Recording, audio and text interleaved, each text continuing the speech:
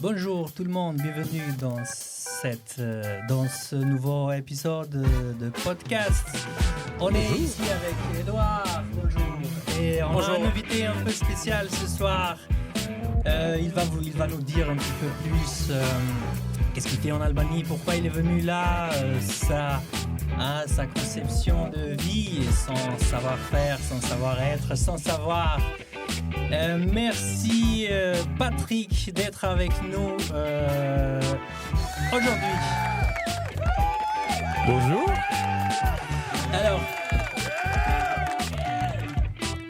Alors Patrick, donc c'est ta troisième fois que tu arrives en Albanie. C'est la troisième fois que tu arrives en Albanie, d'accord. Alors c'est toujours... Donc voilà, juste pour dire, Patrick fait des formations, des guides un peu partout dans le monde. Dans le monde entier. Voilà, dans le monde entier. Et il est venu avec une mission spéciale ici en Albanie pour pouvoir donner son expérience aux guides albanais, hein, bien sûr, qui travaillent qui travaillent un petit peu comme guide, mais un peu particulier parce que c'est un peu des guides de montagne, voilà, si on peut dire comme ça, qui font des randonnées, mais pas que. Alors, donc voilà, qui est Patrick, en fait? Tu peux nous faire un petit résumé de ta vie, ta longue, aventuresque vie. Attention, il ne peut pas tout dire. Hein. Je ne veux pas tout dire. Moi, j'ai eu la chance d'avoir mon premier groupe vers 17 ans. Et je me suis tourné assez vite sur le monde du tourisme nature, parce qu'en habitant en Savoie, dans les Alpes françaises, on est automatiquement dans une région de montagne. Donc, j'ai assez vite passé mon diplôme d'accompagnateur en montagne et j'ai réussi à travailler assez facilement dans ce métier. Et aujourd'hui, ma chance, c'est d'avoir rencontré beaucoup de gens, à la fois des clients, à la fois des guides, à la fois des agences, et rentré il y a 25 ans chez Alibert Trekking, un tour opérateur assez réputé en France pour ses encadrements et son organisation de voyages sportifs. Et je suis rentré pour être au bureau chez Alibert et très vite, je suis passé au niveau de la formation des guides parce que c'est une vraie demande de la part de nos clients aujourd'hui que les guides soient le plus parfait possible. Et en plus, Alibert Trekking, on voit sur ta chemise, guide par patient, hein, quand même. Ouais, c'est la signature de l'entreprise. Donc, l'encadrement fait vraiment partie de ce que nous, on met en place. C'est une année spéciale cette année pour Alibert, n'est-ce pas? Ouais, carrément, 2025, l'entreprise créée en 1975. On est assez fiers de fêter les 50 ans cette année. Ouais. 50 ans d'expérience pour une entreprise, c'est beau. C'est pas Alibert les premiers qui ont commencé à voyager en dehors, enfin pour les randonnées, pour les treks et tout ça. Turdav est sur le marché, est une autre entreprise française qui a été créée la même année, en 75. Et c'est vraiment dans ces années-là que l'essor du trekking commence, avec des voyages au Kilimandjaro, en Afrique, avec des voyages au Népal, qui a toujours été une terre de trekking, où les guides là-bas ont maintenant, 50 ans d'expérience aussi. Donc, comme tu disais, voilà, tu encadres toujours, je suppose bien. Oui, bien sûr. Et en plus de ça, chez Alibert, tu es responsable des formations. Donc, du coup, c'est relié aussi avec ton arrivée en Albanie ou tu es venu en touriste en Albanie? Ouais, je ne suis pas venu en touriste en Albanie.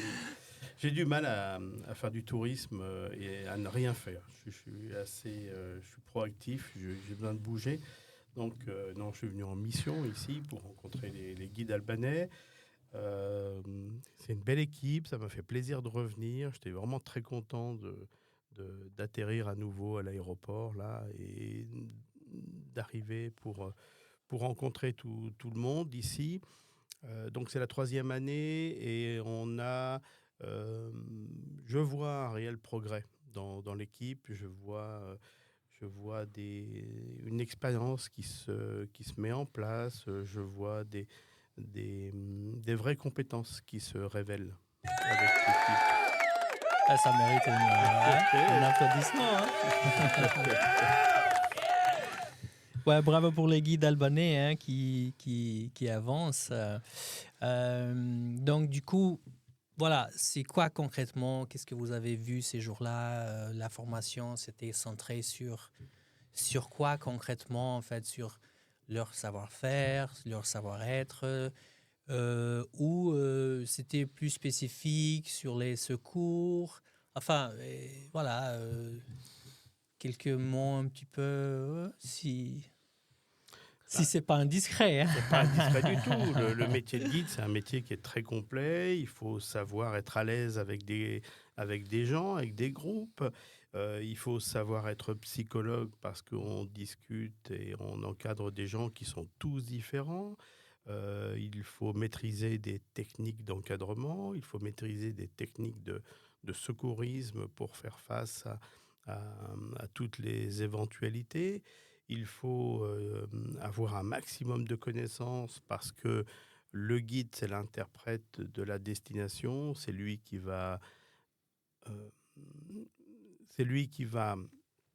expliquer la destination, qui va donner les clés pour que les clients reviennent en ayant compris le pays qu'ils ont choisi de visiter. C'est parfait, c'est bien. Donc voilà, c'est bien en fait que tu es venu, que tu as pu donner ton expérience. Comme ça permet aussi, ça nous permet à tous, guides, à notre public français, mais même surtout les guides francophones, hein, puisqu'on on parle pour les guides francophones, qu'ils voient en fait cette demande, disons, de qualité ou cette façon de préparer le voyage, de guider, d'accompagner en fait les gens dans les montagnes, dans les belles Alpes albanaises. Je ne sais pas si tu connais les Alpes albanaises jusqu'à maintenant, mais tu connais les Alpes du Sud, quoi. Oui, non, mais déjà, à force de faire des petits tours comme ça dans le pays, je commence à découvrir les facettes. Et ouais, c'est une vraie belle destination. C'est une vraie très belle destination parce qu'on est en Europe, mais on est proche de l'Orient. C'est un mix de plein de cultures différentes. Et puis, c'est un pays qui a vraiment une identité qui lui est propre. Si je compare avec d'autres pays des Balkans, où la culture est différente. Ici, on a une vraie identité en Albanie. Mais de toute façon, malgré cette multitude de différences, enfin, voilà, oui, on peut dire des multitudes et des différences entre les pays, et quand même, la demande de la clientèle française, elle est la même, que ce soit dans les pays voisins, que ce soit en Albanie. Est-ce que avec la formation en fait que tu as fait avec les guides, est-ce que tu sens en fait que ça avance en fait dans cette direction, dans cette direction, pardon, enfin pour pouvoir limiter, enfin avoir comme limite de prestation, de qualité, comme Patrick le dit, the sky. The sky is the limit. Yes. Donc le ciel, c'est la limite en fait C'est la limite de l'objectif de qualité. C'est ça que tu voulais entendre? Ouais. Oui, c'est ça. The sky is the limit. C'est l'objectif qu'on doit atteindre parce qu'il y a une vraie compétition entre les pays pour travailler le mieux possible et essayer de récupérer. Parler un peu commerce, récupérer des parts de marché. Donc, il y a plein de parts de marché à prendre en Albanie par rapport au reste des Balkans. Et toi, sur la francophonie, il y a une vraie compétence que j'ai rarement vue ailleurs dans d'autres pays. Il y a une vraie culture française qui est un atout pour l'équipe locale. Ben, ça mérite un applaudissement. Hein? Bien sûr, pour les universités, pour les écoles des langues, en fait, qui ont, d'une certaine façon, donné les cours et ils ont appris le français, tous nos professeurs d'ailleurs, voilà, qui nous ont appris le français, ce qui fait que c'est un atout, comme tu le dis en fait, dans le métier du guide. Vous avez fait un tour un petit peu en Albanie, certaines villes, le sud, le nord. Là, on revient de Gorcha et de Gjirokastër. Gjirokastër et Gorcha, c'est deux villes magnifiques, hein, avec des montagnes en arrière-plan. C'est somptueux. Il y a des visites qui sont assez incroyables. Hein. Gjirokastër, on a visité une vieille maison traditionnelle. C'est juste incroyable ce qu'on peut découvrir dans ce village.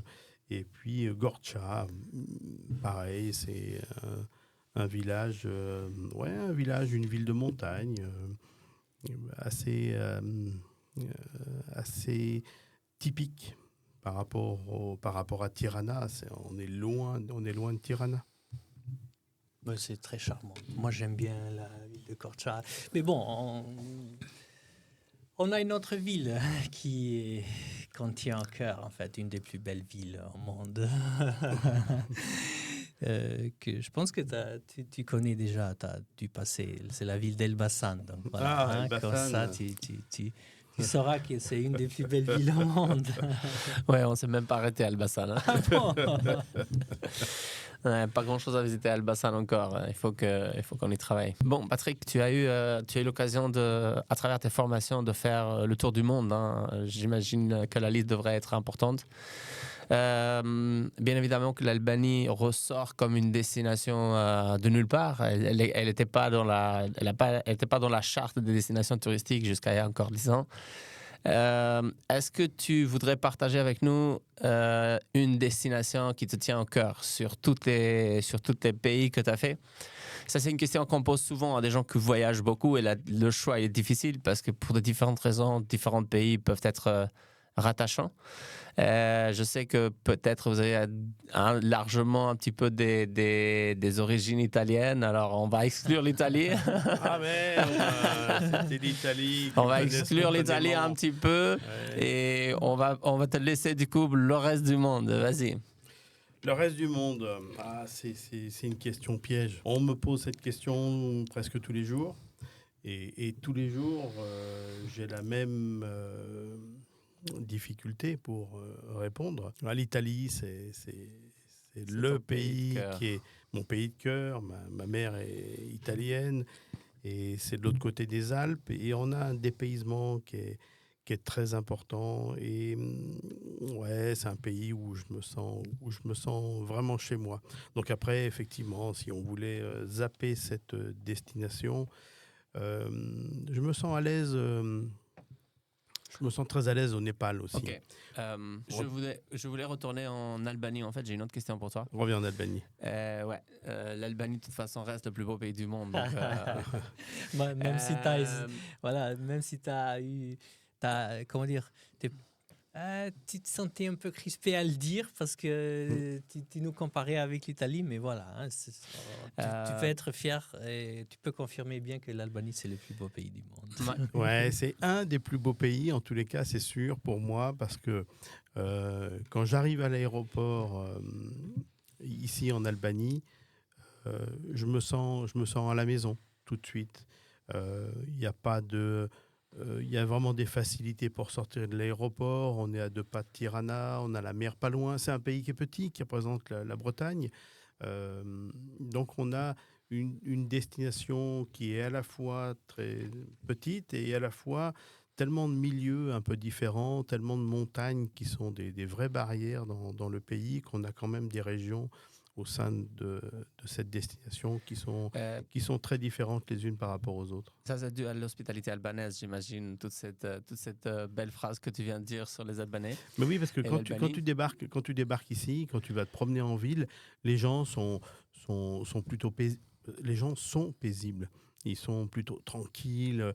On sent aucune agressivité, on sent aucune atmosphère pesante comme on peut l'avoir dans certaines destinations. Hein. Si on va faire un tour à New York, dans les suburbs, Dans la banlieue new-yorkaise, il y a des moments où on est très discret et on essaye de sortir le plus vite possible. En tous les cas, même ici, de nuit, on se sent plutôt On craint rien. tranquille dans On cette craint rien en destination. Albanie, nulle part. Clairement. La question que j'avais pour vous, c'est en fait relié plutôt à votre profession. Est-ce que vous pouvez me dire, oui, l'Albanie, c'est une nouvelle destination touristique, elle a besoin de mûrir comme destination parce qu'il y a encore beaucoup de travail à faire dans tous les domaines, dans toutes les directions, y compris la formation des guides. Pourquoi c'est important de former des guides, d'après vous, et qu'est-ce que ça peut jouer sur l'image et la qualité du tourisme pour une destination? Et ma deuxième question, c'est en fait, qu'est-ce que vous avez comme observation pu faire sur la destination et comment l'Albanie devrait, d'après vous, évoluer dans le futur, surtout dans le secteur du tourisme?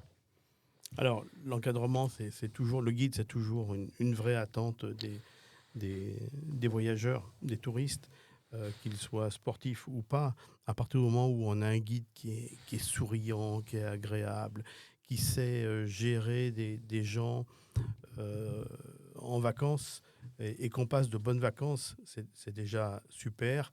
Si le guide en plus sait nous apporter toutes les connaissances, qu'elles soient culturelles, naturelles, donc toutes ces connaissances qui sont liées au patrimoine, et qu'on repart en ayant compris une destination, ma satisfaction, elle va encore monter.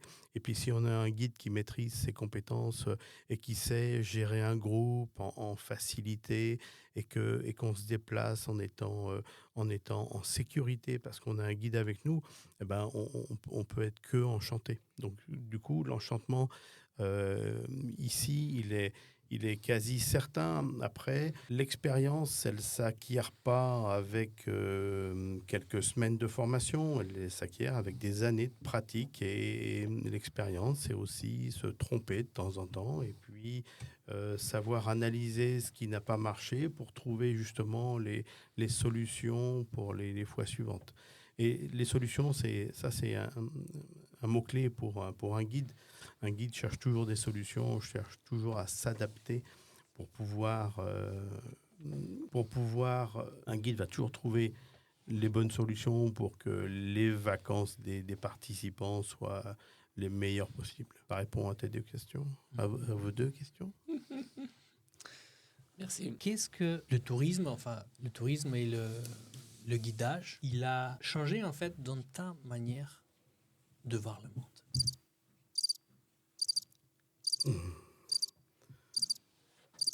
Qu'est-ce que ça a changé dans ma manière de voir le monde? Ouais. Très clairement. Tu deviens un psychologue, quoi.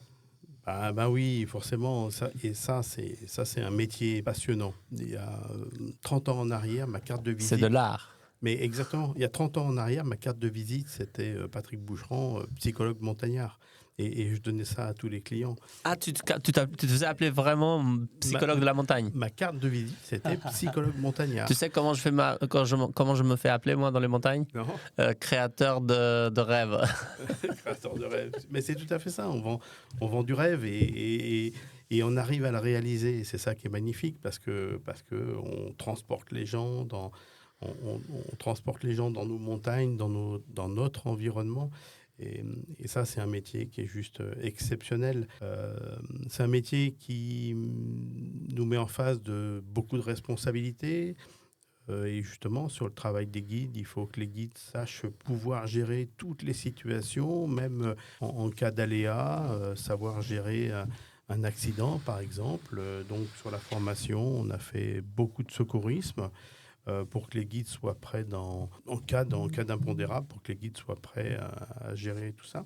Donc, le métier de guide, c'est pas que du fun, des voyages, des balades, parce que le monde entier considère que le guide, en fait, il ne fait que se balader avec des gens, quoi. Il fait des vacances, ouais. Eh oui, mais non, le métier de guide, c'est plein de responsabilités. Et puis, les gens qui sont avec nous sont en vacances, mais nous, le soir, On finit de travailler quand les gens sont déjà couchés et le matin, quand les gens dorment encore, on est déjà levé pour vérifier que tout va fonctionner dans la journée. Et que le petit-déj soit là. Et que le petit-déj soit là, que le chauffeur soit là, que la météo est convenable ce jour-là. Le pique-nique soit prêt. Que le pique-nique soit prêt, etc., etc. Oui, donc c'est un métier à responsabilité. Et ça a changé ma vie. C'est que je me suis émancipé avec le tourisme et je suis devenu mature grâce à ce métier. Alors, vous vous retrouvez à Liberty Trekking, bien évidemment, un des acteurs le plus sérieux de l'aventure, de la randonnée, peut-être en Europe, mais du monde entier. Quelles sont les plus innovantes tendances, idées, les notions les plus modernes qu'on peut trouver dans le secteur du guidage et du tourisme en général en France et dans la région où vous vous trouvez? Le niveau des gens tend à baisser un peu parce que tous nos clients sont des gens qui travaillent, qui n'ont pas forcément le temps de s'entraîner, qui habitent dans des milieux urbains où le rythme de travail est intense. Et quand ils arrivent sur des vacances, même si c'est des vacances sportives, ils n'ont pas toujours le bon niveau. Et c'est toujours un challenge de devoir emmener tout le monde au sommet des montagnes que l'on propose. Donc, la tendance, c'est de simplifier les balades, c'est de garder les incontournables d'une destination. Et puis, la tendance, elle est un peu au fun. Là, on vient d'ouvrir cet hiver un circuit multi-activités en Finlande, avec du chien de traîneau, avec de la raquette, avec du ski, avec du fat bike. J'ai vu beaucoup de monde partir là-bas et c'est un voyage qui n'aurait pas pu se faire il y a peut-être 20 ans en arrière. Donc ce voyage fait partie des nouveautés de l'hiver qui ont plutôt bien fonctionné. Moi, je voulais vous poser une autre question, Patrick. Et en termes de durabilité, le tourisme durable, après avoir parcouru quelques jours l'Albanie, c'est quoi le commentaire que tu as? La durabilité, la responsabilité environnementale, elle n'est pas prioritaire pour un pays qui se met en place. Et encore que, on peut décider tout de suite de faire les choses le plus propre possible. Le plus propre possible, c'est que le tourisme crée de la pollution. Il faut être conscient de ce point-là pour qu'on essaye de limiter l'impact sur l'environnement, qu'il soit humain ou naturel. Donc ça veut dire qu'on est très attentif au respect des populations, on est très attentif aux déchets, on est très attentif à l'eau, qui est une ressource très importante, et on essaye de laisser derrière nous que l'empreinte de nos pas. Ce qui n'est pas toujours évident. Sachant que on voit que dans certains endroits, ça bouge doucement, mais il y a encore beaucoup d'efforts à faire sur l'environnement, sur les poubelles dans ce pays. On voit des rivières où, dès que ça déborde un peu, ça charrie un peu quelques bouts de plastique, pas mal de plastique des fois. Donc il y a un vrai danger sur l'environnement. Le danger, c'est que ça génère des pollutions qui vont détruire l'environnement. Et puis, ça génère une mauvaise image d'un monument ou d'un site touristique qui va empêcher les clients d'être contents. Si on se balade sur un site naturel et que c'est plein de déchets, on ne pourra jamais être content de notre sortie. Après, nous, on te posait des questions, mais toi aussi, tu peux poser des questions. Il n'y a pas que nous qui posent les questions. Mais j'aime bien me faire guider aussi. Ah bon, d'accord. D'accord. Dans la multitude des pays en fait que tu visites, voilà, où tu vas pour faire les formations, est-ce que tu vois en fait des points communs de ces pays-là par rapport au développement du tourisme et les tendances bien sûr actuelles ou pour le futur? Ouais, puisqu'on est dans le domaine, puisqu'on parle en fait pour la protection et pour l'environnement, est-ce que tu sens en fait que dans les pays où tu vas, est-ce qu'il y a en fait une sensibilisation par rapport au tourisme durable, au tourisme environnemental, la protection, la préservation de l'environnement. Est-ce que tu sens, en fait, même les politiques de ces pays-là qui vont, est-ce qu'elles sont dans la bonne direction ou pas? Là, voilà, on parle au niveau global, bien sûr. C'était long comme question. Non, c'est pas long. C'est Alors, une question qui mérite quelques heures et qui serait une belle conférence. Alors, pour faire plus... donc, avant, cette année, en fait, tu as fait des formations dans quel pays? Je reviens d'Ouzbékistan. Voilà, tu viens d'Ouzbékistan. Eh bien, l'Ouzbékistan, c'est un très bon exemple, justement, par rapport au tourisme responsable. Je n'y étais pas retourné depuis 8 ans. Il y a 8 ans, quand j'étais là-bas avec les guides pour le pique-nique, on fait le premier pique-nique, on a une seule poubelle unique pour mettre tous les déchets, on a de l'organique, du papier, du plastique, du métal. Et je leur dis, pour demain, on va modifier la gestion des poubelles. Et le lendemain, on avait 3 sacs de couleurs différentes dans lesquels on a traité les déchets pour qu'ils soient triés. Le papier pourra être brûlé, les déchets organiques pourront être donnés à des animaux domestiques, du bétail ou des poules à l'entrée du village. Et puis les déchets plastiques et métal vont être posés à la poubelle. Il y a 8 ans, en Ouzbékistan, c'était une nouveauté pour les guides de voir cela. Là, je reviens de Samarcande, j'y étais il y a quelques semaines en arrière. Samarcande, en Ouzbékistan. Dans toute la ville maintenant, on a 3 poubelles avec 3 couleurs différentes qui servent à traiter les déchets. Il y a 8 ans, quand je parle de ça aux guides, les guides me disent « Ah bon, ok, mais pourquoi on le fait ? On le fait parce que les clients le demandent. » 8 ans plus tard, le gouvernement a mis en place sur les sites touristiques les 3 poubelles. Et les 3 poubelles, on les a tous les 200 mètres dans la ville. Donc il y en a en plus énormément. Et le trekking est souvent précurseur. C'est-à-dire qu'on est, nous, dans une activité en pleine nature. On organise des programmes en pleine nature. Et donc, on est très attentif à justement sauvegarder cette nature. Et l'Ouzbékistan, c'est un excellent exemple. C'est qu'on était donc en avance de quelques années sur ce que le gouvernement maintenant a mis en place. Dans les formations, systématiquement, on parle du tourisme responsable, on parle du tourisme durable et on l'a fait sur cette formation-là. Le premier jour, on avait une poubelle unique, j'ai laissé faire et on a mis en place, les guides ont mis en place le second jour plusieurs poubelles pour faire un tri et ça, c'était parfait.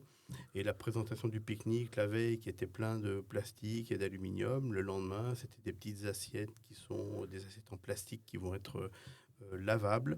Et on avait un pique-nique qui était parfaitement organisé, qui était très sympa à regarder, qui était appétissant. Et avec des clients, c'est évident que les clients vont davantage apprécier ce qu'ils vont manger.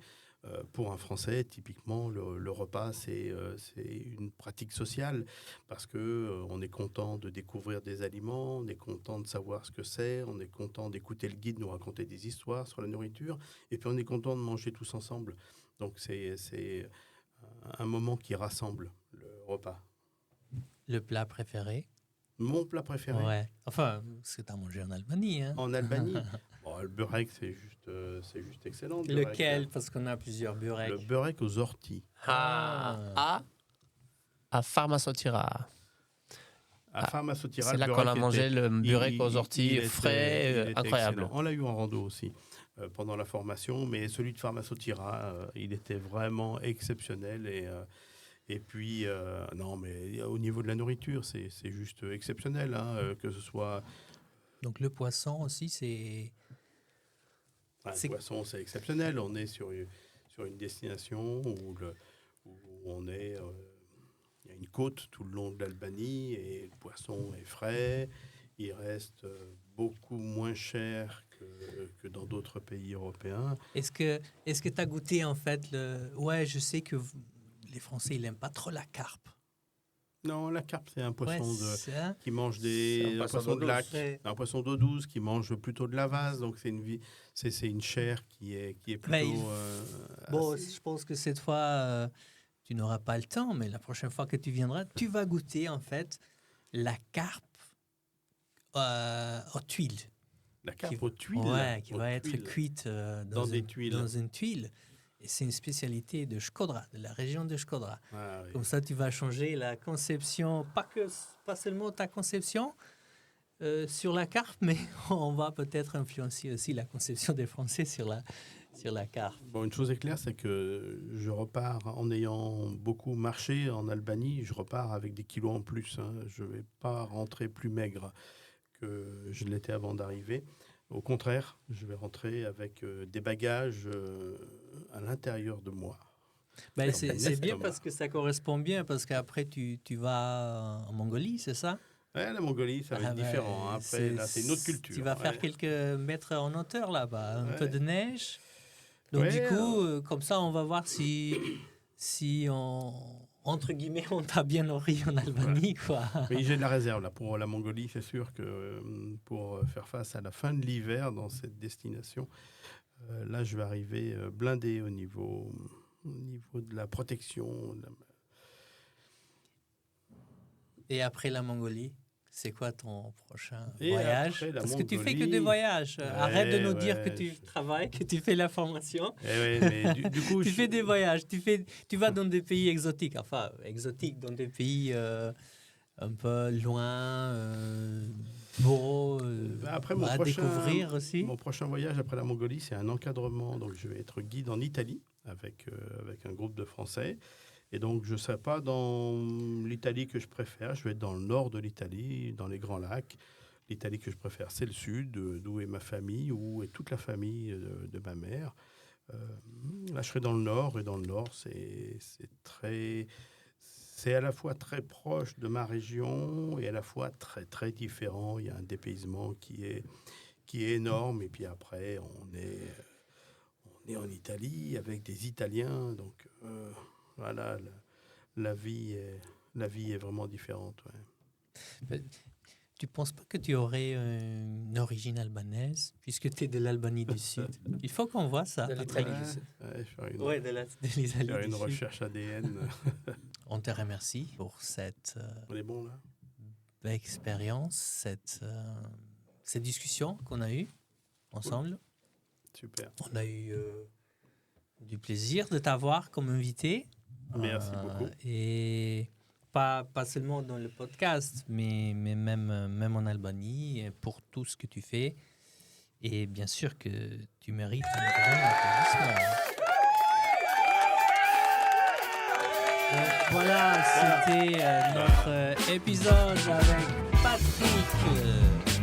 Patrick qui nous a donné ici en fait toute sa vie, il nous a parlé de sa vie, de ses expériences, de ce qu'il fait, de ce qu'il aime et c'est sûr, il nous a promis de venir de nouveau en Albanie. Promis, je Voilà. reviendrai. Voilà. Merci Patrick. Merci. Et merci aussi de faire l'ambassadeur pour l'Albanie en France et partout où tu y seras.